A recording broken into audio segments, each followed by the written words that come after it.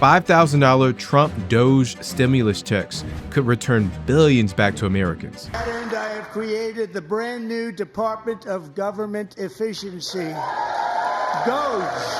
Perhaps you've heard of it. Imagine waking up to $5,000 in your bank account, no strings attached. That can mean finally paying off that high interest rate credit card, stocking up on groceries without worrying about the high price of eggs, covering a few months rent, or finally replacing that old fridge that's hanging on for dear life. This check could be the financial reset you desperately need right now. And there seems to be massive public support for it. A recent poll of 1,000+ registered voters found 67% of Americans backed the proposal, with support across both parties, with Republican and Black Americans showing the highest amount of strong support. I even ran my own poll, and here's where you guys stand. 42% of you think it's a great idea. Then 32% are on the fence, waiting to see how it plays out. But soon, you'll see why you can't trust the napkin math behind these budget cuts, the one major group of people who will never see a dime from this check, and why even if the $5,000 payout never happens, millions could still walk away with serious tax savings. Now, this proposal is shaking up news headlines, YouTube and Twitter debates.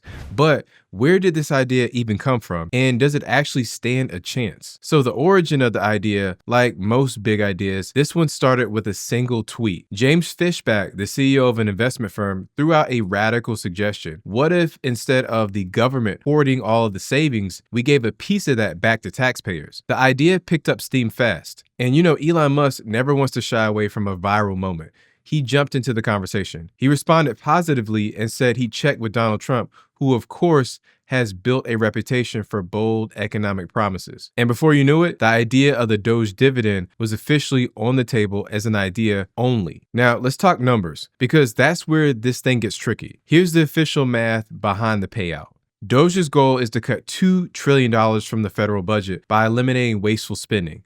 20% of those savings, that's around $400 billion, is set aside for taxpayer refunds. You divide that by 79 million tax-paying households, and then that's where you get that $5,000 per household. Now, while these numbers look great on paper, experts have some serious doubts about whether the government can actually trim down $2 trillion without causing major disruptions, because past government cost-cutting efforts haven't exactly resulted in piles of extra cash just waiting to be handed out. So while the formula makes sense, the execution is a whole different story. And here's another part where things get controversial. Unlike previous stimulus checks, which went to most Americans, the DOGE dividend has strict eligibility rules. You must be a taxpayer, so only those who actually paid federal income tax in the prior year would qualify. If you don't pay federal taxes, you get nothing. So this excludes low-income Americans, seniors, and Social Security who don't file, and even some small business owners with enough deductions to have a $0 tax liability. The argument is that this isn't meant to be free money like a stimulus check. It's a refund for people who contributed to the system. So critics are calling it a backdoor tax cut for the rich, because in this model, the more you've paid in taxes, the more you get back. But I would say in this case, it's still a fair tax refund because you only get back what was already taken from you. Low-income taxpayers still receive money, just less because they contributed less or nothing in federal income taxes. And I say the principle is similar to a regular tax refund. If you overpay, you get money back. But let's be real for a second. The idea of a $5,000 check landing your account just for being a taxpayer sounds amazing. But before you start planning your next vacation or paying off that credit card balance, we need to talk about the giant roadblocks standing in the way. Because unfortunately, this isn't just about numbers on a spreadsheet. It's about politics, government budgets, and economic risks that could make this whole thing collapse before it even gets off the ground. And while we're waiting to see if the DOGE dividend ever becomes real, here's something you can do right now to get access to more money. And you can start by getting approved for more personal credit. If you're tired of applying for credit cards only to get denied and take a hit on your score, I put together a free credit card pre-approval master list with over 60+ cards you can check out with no hard pull. Some of them even show your starting limit before you apply. I update it every month to make sure you get the latest offers. So if you want to see which credit cards you actually qualify for without hurting your credit, definitely hit the link below. Now moving on, let's talk about congressional approval. That's a political minefield. Do you know how difficult it is to get two people to agree on where to eat for dinner? Now imagine getting 535 members of Congress with wildly different political views to agree on sending out these checks. Yeah, that's not going to be easy. So here's where the battle lines are drawn. Democrats say no because this plan relies on cutting social programs, climate initiatives, and other federal services they deeply support. They argue that this is just a massive tax break disguised as a refund and that it excludes low-income Americans who arguably need it the most. Then Republicans who are fiscal conservatives also say no. While they do love tax cuts and reducing government waste, they absolutely hate the idea of spending money that we don't have. If this plan doesn't fully fund itself, it could add more to the deficit, which goes against their core beliefs. So who's actually in favor of this right now? It's mainly Trump and Musk's camp, along with some economic libertarians who believe in drastically reducing government spending. But without full support, this thing is stuck before it even gets to the voting floor. And can we even afford this? So let's do some quick fact checking because there's a huge difference between what's being claimed and what's actually real. DOGE claims to have already saved $55 billion by cutting wasteful spending. I know that sounds impressive, but independent reports say hold on for a second, because only $8.6 billion in actual verified savings has been accounted for. And then there's the $2 trillion savings goal, which sounds super unrealistic. And here's why making these cuts is so tough. Most federal spending is locked in. The government can't just slash Social Security or Medicare or military budgets overnight. These programs are legally protected. Even wasteful spending is often deemed essential. Sure, there's inefficiency in the government. Anyone who's ever dealt with the DMV knows this, but a lot of what gets labeled as waste actually funds veterans' benefits, healthcare, and infrastructure. So to hit $2 trillion in cuts, we need to eliminate entire departments. Think about that for a second.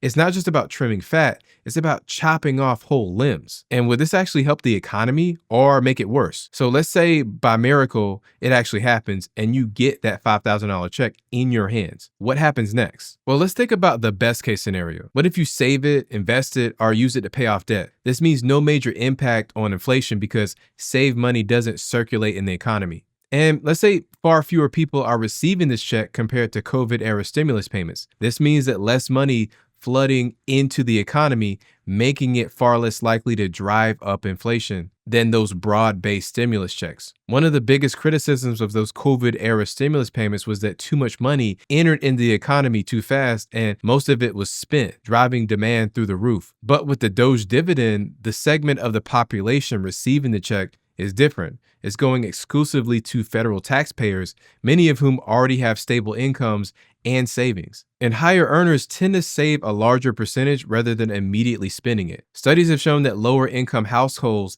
typically spend extra cash quicker, whereas those higher income earners are more likely to invest or save the refunds. So if a significant portion of these checks ends up in savings accounts or paying off debt rather than in retail stores and travel bookings, the inflationary impact could be much smaller. Now let's talk about the worst case scenarios. Maybe you and millions of other people go on a spending spree.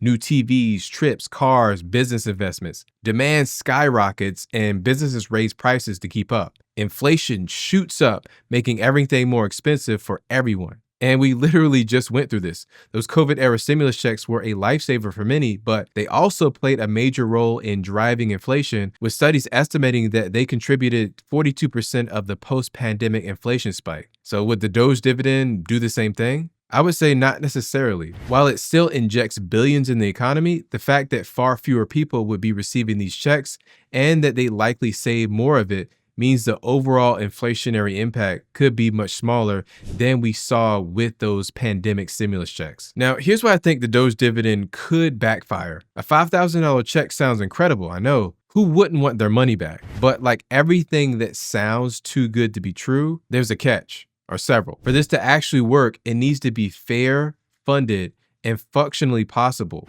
But right now, it fails all three tests. So I want to talk about the biggest risks and unintended consequences of the DOGE dividend and why it could actually do more harm than good. First is political and public backlash. This proposal is like throwing a grenade into an already divided Congress. Democrats hate it. They see it as a way to gut social programs and funnel money to wealthier taxpayers. Cutting education and healthcare and climate funding to fund these checks, they're not having it. Fiscal conservatives also hate it. Sure, they love tax cuts, but they hate adding to the deficit. If the savings don't materialize, they'll have to borrow money or raise taxes elsewhere, neither of which fits their agenda. And let's assume against all odds, this thing gets passed. Now we hit another giant problem. How the heck do we send out these checks without making a complete mess of it? And here's what they haven't figured out yet. Massive IRS job cuts equals massive processing delays. DOGE's plan calls for cutting 6,700 IRS jobs. That sounds good until you realize that the IRS is already struggling to process refunds, audits, and tax filings. Now imagine them handling a brand new system of one-time refunds with fewer workers. That might be a disaster waiting to happen. And then there's the fraud risks. Scammers will have a field day. Every time the government sends out mass payments, scammers jump in line and steal identities, reroute checks, or file fake claims. A brand new system with unclear rules, it's like handing scammers a golden ticket. Now let's move on to what actually could happen. And let's be honest, politicians love throwing out big flashy ideas, but when it comes down to what's actually possible, most of these grand plans get watered down, delayed, or completely forgotten. But there's one thing that makes this different. Trump has a recent track record of executing on his ideas at breakneck speed. Love him or hate him, Trump doesn't waste time when he's committed to an idea. So while most politicians float ideas just to score points, Trump has shown that if he's serious about something, he will fight to push it through quickly. Now, with that being said, if the DOGE dividend check doesn't happen, what's the most realistic outcome? Now, to answer that, let's first look at history, because this isn't the first time the government has debated giving money back to people. The government has done this before